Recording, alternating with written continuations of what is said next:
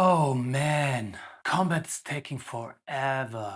Yes, and a lot of times it's us, the players. Combat in D&D can be very exciting, but it can be very painful as well. 10, 15, 20 minutes between turns, people starting to lose focus, atmosphere being crushed in front of you. There's a lot of things GMs can do, but today I want to give something to players so they can help combat become more exciting again. Hi, my name's Sam from No Rails Just Tales, and today we're gonna look at combat from the player's perspective. Why is combat slow? I mean, in the end, players have one action and one bonus action if they have one, some movement and a reaction, and that's pretty much it. So why does it take so long? Once they level up, this gets a little bit more complex. Several attacks per action, action surge giving more actions per turn, multiple attacks, spell casting, more bonus action stuff, spell combinations. Some players know exactly what they want to do, but a lot of players need to choose one of the many things they have, and that takes a lot of time. That searching is where combat dies. So what can players do? One, have an overview. One of the problems is searching and scrolling through your character sheet during your turn. So the solution might be a better overview. One location to spot all the things they can do during their turn. No irrelevant things listed there, only the things they can actually do during their turn. That's why I created a one-page template which you can fill out actions, bonus actions, other things. What do you write down? Your attacks, things like dash, disengage, everything that uses either an action or a bonus action or is relevant during your turn in any other way. Reactions that might come up during another person's turn don't belong here. You only write the name of the thing that you put there. No hit bonuses, no spellcasting DCs, nothing. You should know that or know where to find it once you spot what you want to do. This way you have an overview of the things you can do, sorted by action, bonus action, and a category for everything that doesn't fit in one of those categories. If you keep this in front of you during combat, I promise you it's going to be a game changer. What else can you do? Number two, prepare your turn before it comes up. I see that a lot as a GM. I call people out